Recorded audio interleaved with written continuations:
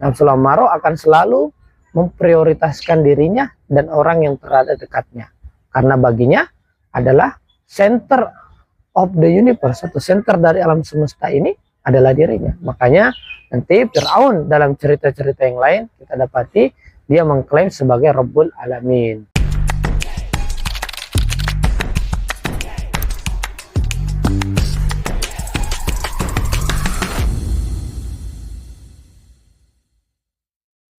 A'udzubillahi minasyaitonirrajim. Bismillahirrahmanirrahim. La haula wala quwata illa billah. Wassalatu wassalamu ala Rasulillah wa ala alihi wa sahbihi ajmain wa man walah. Amma ba'd. Assalamualaikum warahmatullahi wabarakatuh. Alhamdulillah, pada video kali ini kita melanjutkan perenungan dan juga pemaknaan dan juga kontemplasi daripada ayat-ayat suci Al-Quran, yang mana kita bisa melihat langsung ayat-ayat suci Al-Quran itu terjadi pada diri kita sendiri, bukan hanya sekedar sejarah ataupun juga bukan catatan sejarah, tapi dia benar-benar ada dan hadir di dalam diri kita sendiri.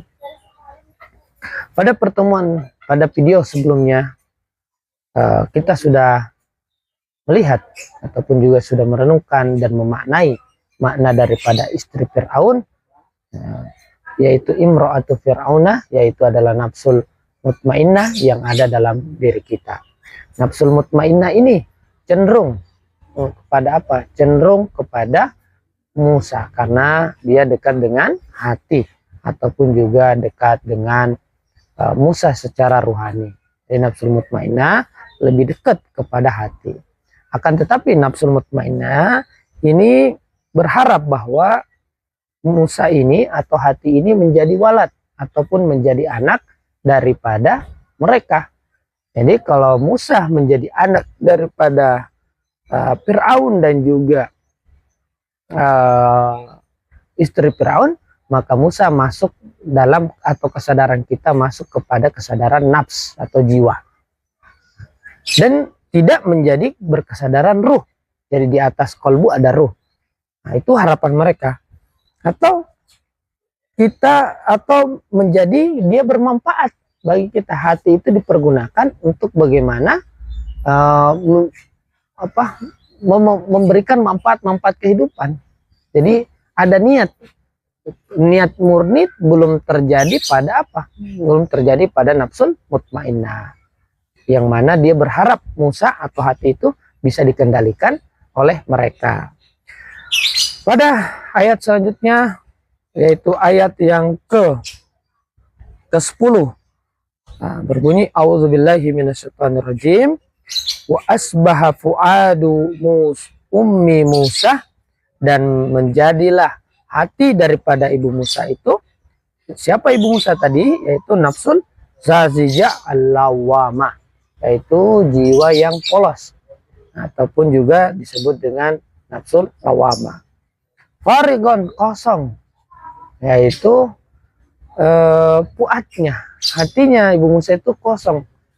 Artinya kosong itu gamang, belum move on ataupun juga belum ridho atas kepergian Musa, diambil oleh nafsul amaro dan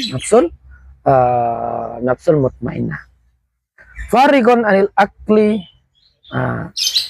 Kenapa kosong? Karena dia sudah dikendalikan daripada Fir'aun. Istila'i Fir'auna alaiha. Karena sudah dikendalikan oleh Fir'aun. Jadi Fir'aun sudah berkuasa atas nafsul lawamah. Wa khaufuha minhu. Dan takutnya nafsul lawamah itu, dan takutnya ibu Musa itu daripada Fir'aun, yaitu nafsul ammaro. Jadi ciri khas daripada nafsu amaro itu apa? Yaitu adalah ketakutan. Limakruhiyatiha lahu, karena dia merasa terpojok, merasa terpaksa, merasa tidak punya kesempatan lagi apa-apa, tidak punya jalan lain selain daripada menyerahkan hati itu kepada nafsul amaro dan juga nafsul mutmainnah. Tidak ada lagi jalan lain. Terpaksa mengalami kondisi itu, karena pada saat itu secara ceritanya, secara sejarah, ya memang semua anak laki-laki yang dalam mimpi Musa akan menjatuhkan dia, dikatakan bahwa dalam cerita sejarah itu bahwa semua anak laki-laki telah dibunuh. Wa yusabbihu abna wa yastahi an-nisa. Jadi Firaun itu membunuh seluruh anak laki-laki dan perempuan itu dihidupkan oleh Firaun. In kadat la tubdi bihi. Hampir saja nafsu lawama ini ataupun ibu Musa ini mengakui bahwa itu dari dia, bahwa itu Musa. Tapi di sini dikatakan kadat tuti nafsul amaro. Hampir saja nafsul amaro ini nafsu lawama ini tuti yaitu menaati nafsul amaro batinan wa zahiran. Pada ayatnya sebelumnya bahwa ibu Musa ini atau nafsul lawama ini sudah taat kepada yang namanya sudah taat kepada nafsul amaro, cuman zahirnya saja, batinan tidak.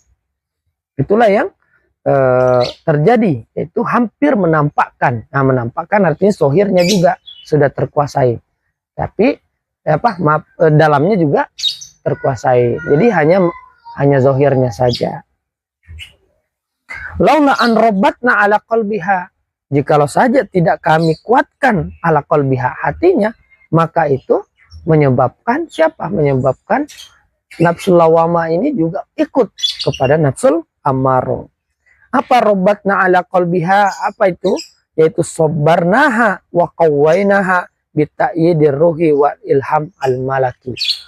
Yaitu kami menguatkan nafsul lawama, menguatkan ibu Musa itu dengan apa? Dengan ruh dan ilham, dan juga ilham yang bersifat malaki. Ada ilham dari malaikat.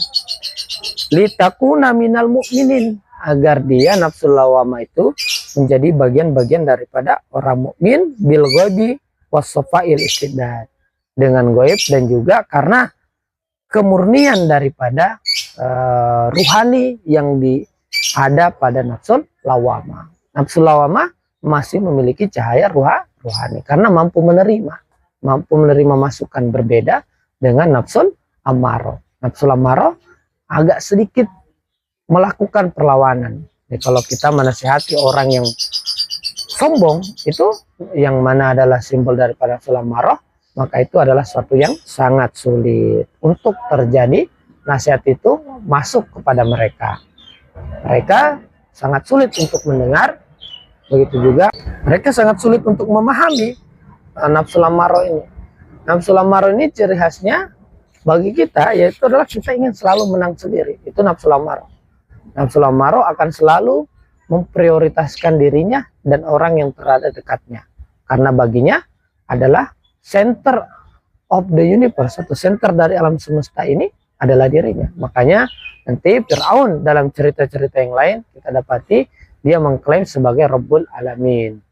Nah, yaitu kenapa? Karena nafsu amaro ini memang memiliki ciri khas keakuannya sangat tinggi, egoismenya sangat tinggi, sehingga menyebabkan dia merasa tidak ada selain dirinya yang benar. Dia merasa bahwa, ataupun kita juga seperti itu, kadang kita merasa kita yang paling benar. Pandangan, sudut pandang, ideologi, ataupun juga cara pandang kita yang paling benar. Maka itu adalah ciri-ciri daripada Firaun, yaitu ketika pandangan dan juga ideologinya yang dianggap paling benar. Inilah yang menjadi pembelajaran kita dalam hidup ini, dalam juga tafsir ini.